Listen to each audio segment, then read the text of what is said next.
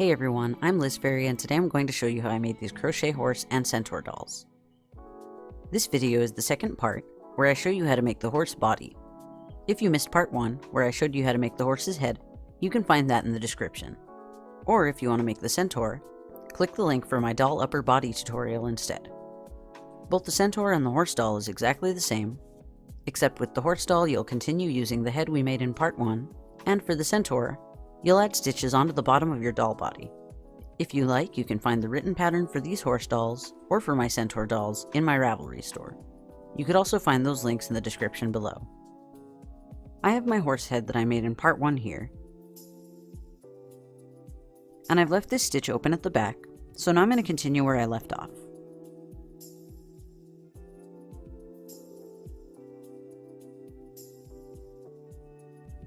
Next, I'm going to single crochet around for 1 row.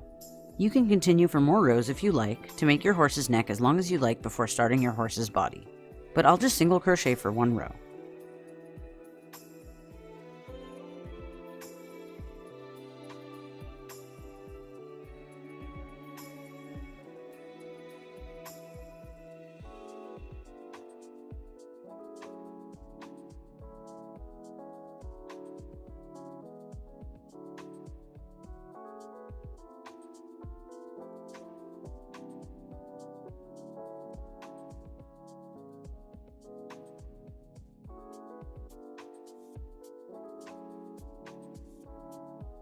If you want to start the horse body on a centaur doll, you'll need to make the upper half of a doll body. If you want to see the tutorial for the doll I used, you can find that in the description. The only difference for this doll is, I ended the doll body after completing the first row of increase at the waist, so that I have 16 stitches in the row, the same amount of stitches as the horse neck. Also, I haven't sewn the arms on yet, I'll do that later when I add the wire skeleton. So now I need to end the doll body and change colors to the new horse body color. To do that, I'm going to slip stitch to the first stitch of the previous row using the new color to change colors and to end the doll body part of the centaur. Then chain 1 to count as the first stitch,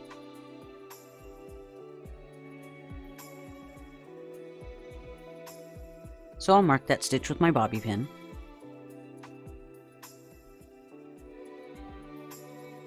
And then I'm going to continue to single crochet all the way around for 1 row.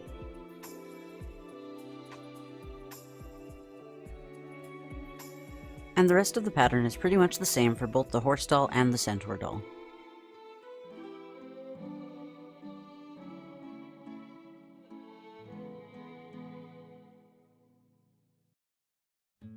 So I finished with my row of single crochet to lengthen the neck of my doll.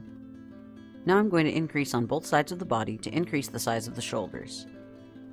I'm just going to do this for 1 row, but if you like, you can go on until the shoulders are the width you want. So first I'm just going to continue to single crochet until I reach one side of the body.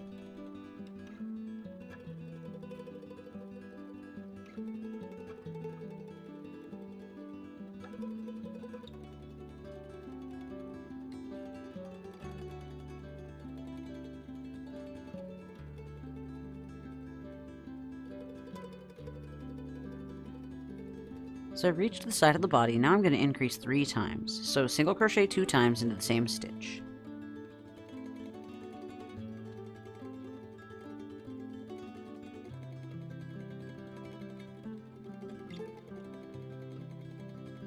Then I'm going to increase the next 2 stitches.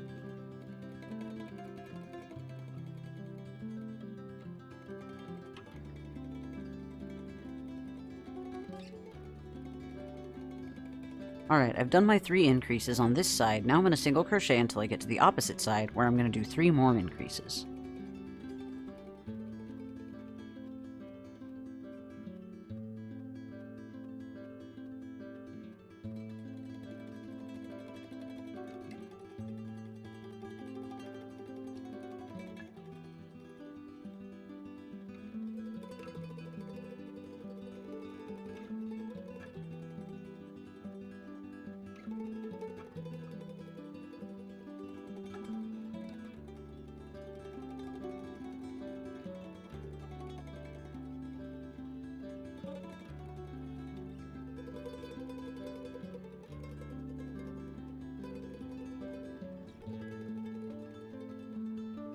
Alright, I've done my last increase on this side.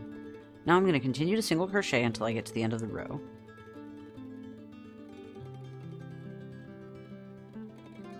Now I've gotten to the end of the row. Now I'm going to add a bit of fiber fill before I begin to increase the back.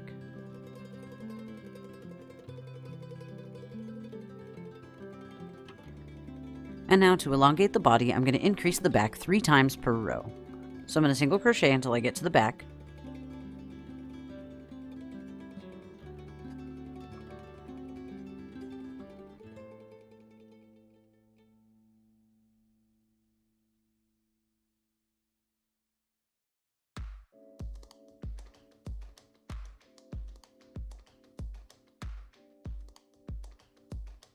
Then I'm going to single crochet twice into the same stitch to increase.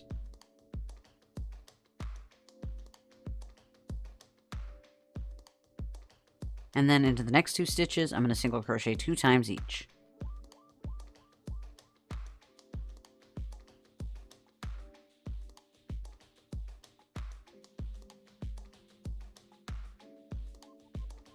Alright, I finished my increases.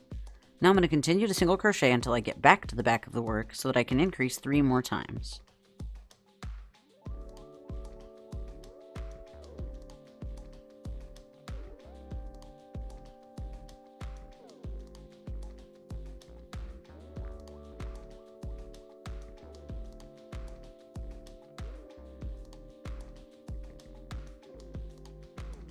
So I finished with my first row increasing the back. Now I'm going to do the same thing again. I'm going to continue to increase 3 times at the back, but this time I'm going to increase once on each side of the back and once in the middle.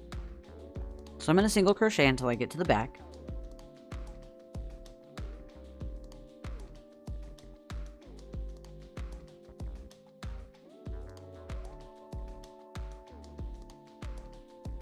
Okay, I've gotten to the back on this side of the middle, so I'm going to increase once.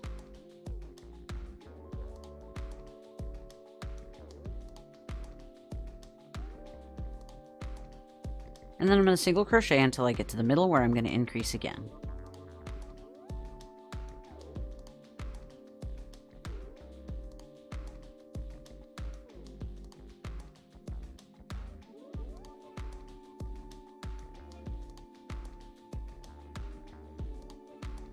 And now I'm going to continue to single crochet to the other side and increase again.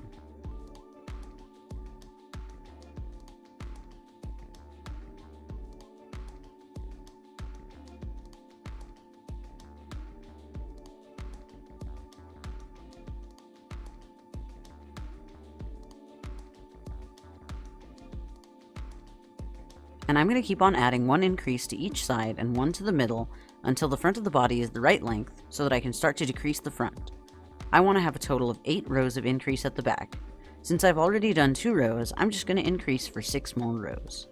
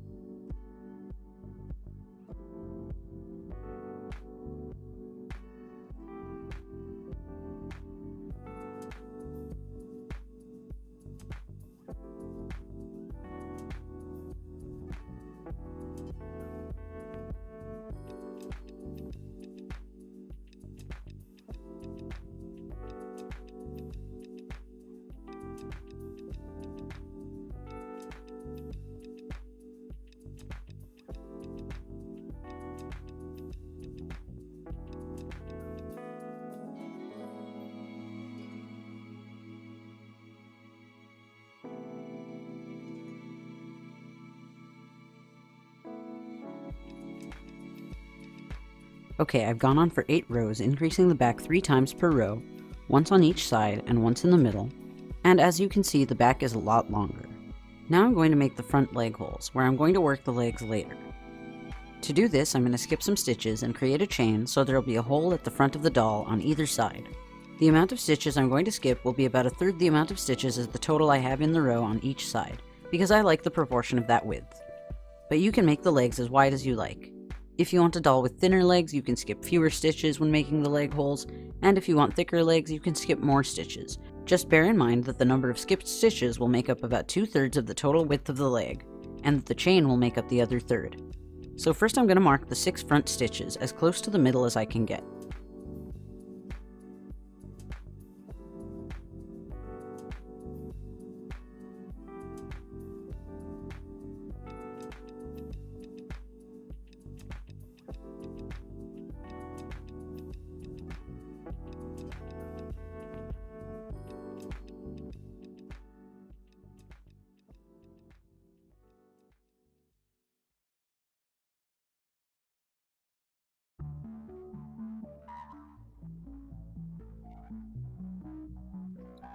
And then I'm going to count the total number of remaining stitches I have, and then divide that number by 6 to get the amount of stitches I have on each side. Then I'm going to divide that number by 3, so that I have 1/3 of that amount of stitches, which is going to be 6.66, so I'll round up to 7 stitches. Now I'm going to count out that many stitches on either side of my already marked stitches, and mark those 7 stitches on each side.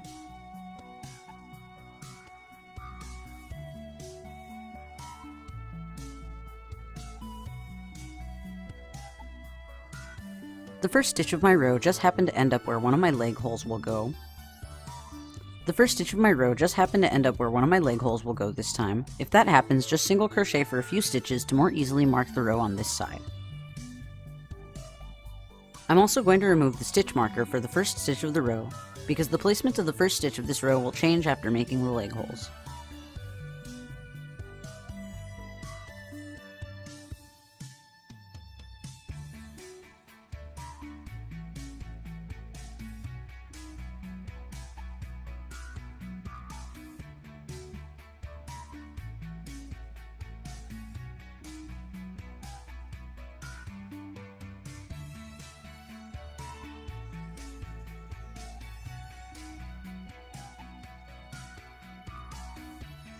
Alright, now I have 3 groups of marked stitches, the 6 stitches at the middle front, and 2 groups of 7 stitches on each side. Now before I make the leg holes, I'm going to continue to single crochet until I get to the back, where I'm going to continue to increase the back 3 times, once on each side and once in the middle.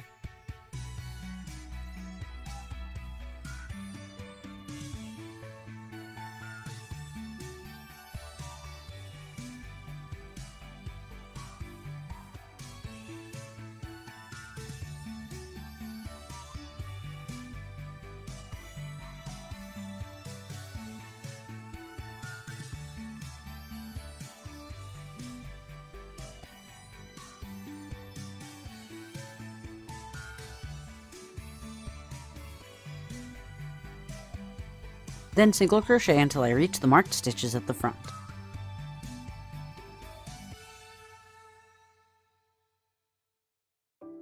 Okay, I've reached my first group of marked stitches. Now I'm going to chain 4, about half the number of stitches in my first group of marked stitches.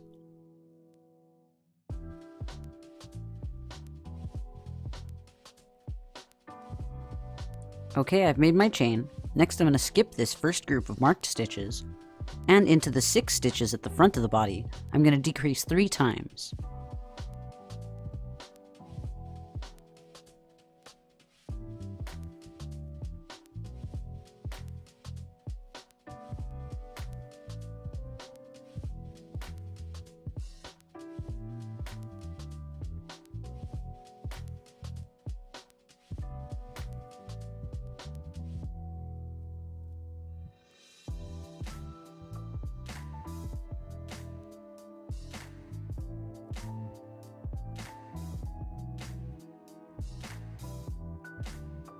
And as you can see, the first leg hole is made.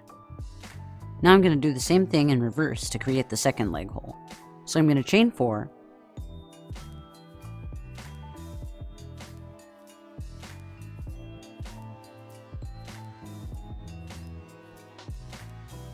And I'm going to skip my last group of marked stitches for the other leg hole, and single crochet into the next stitch.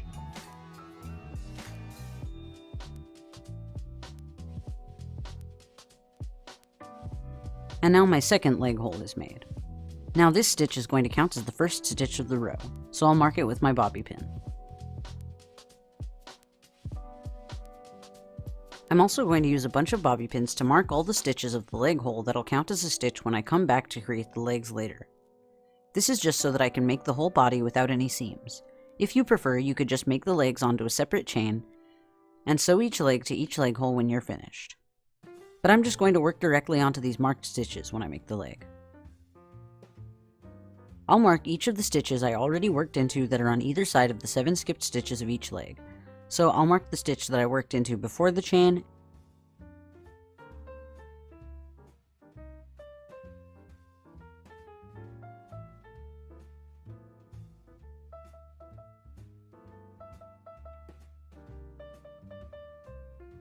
and after the chain.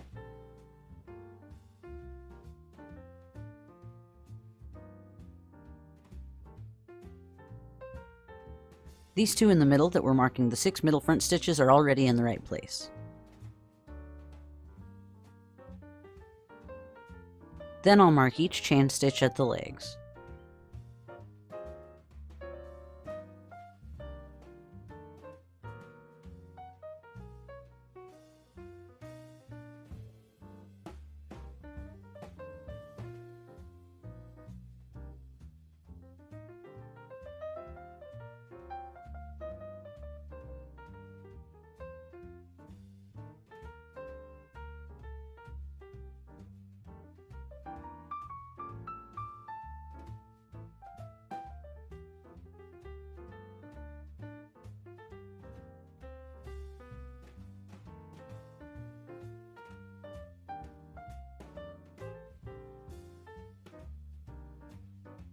Now when we come back to make the legs later, each of these marked stitches plus the 7 skipped stitches will count as a stitch. Now that I've made my first pair of leg holes, I can add a wire skeleton to the doll to make it posable. This is optional. If you want to see how I did this technique in more detail, you can see that in my wire skeleton tutorial, which you can find in the description below. I wrapped about 8 layers of wire to make this skeleton.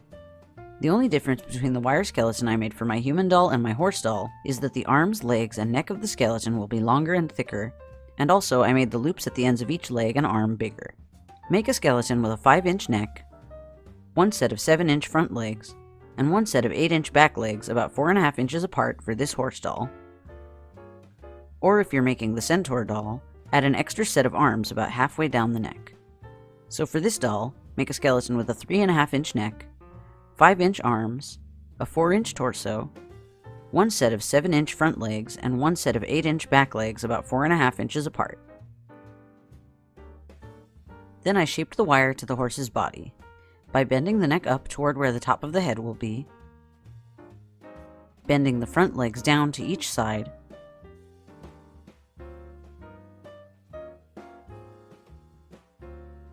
and bending the legs down at the back.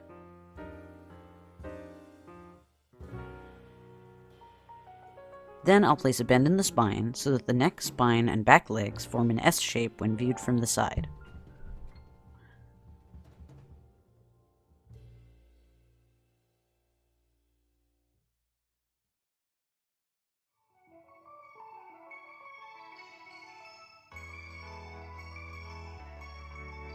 I'll place some more bends in the legs later.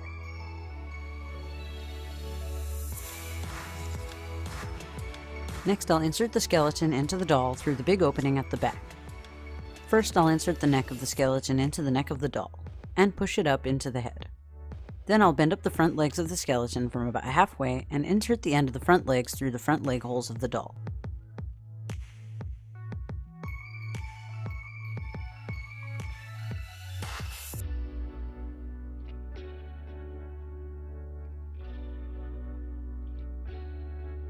Pull the legs through the leg holes the rest of the way,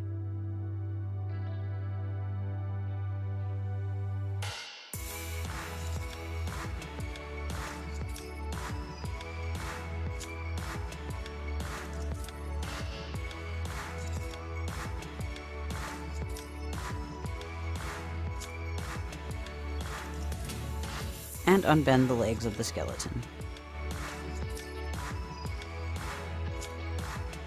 Now I'll work the rest of the doll around the wire skeleton.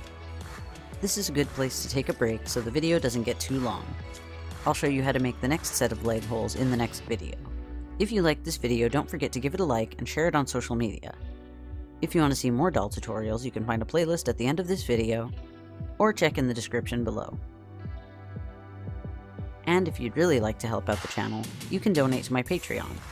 You can get some pretty cool perks through Patreon, like seeing my videos early, access to some of my prototype patterns, and discounts in my Ravelry store, depending on your level of donation. You can find out more about that at patreon.com/fairyrings. You could also subscribe and click the bell icon so you don't miss the next video, and I'll see you all next time. Bye!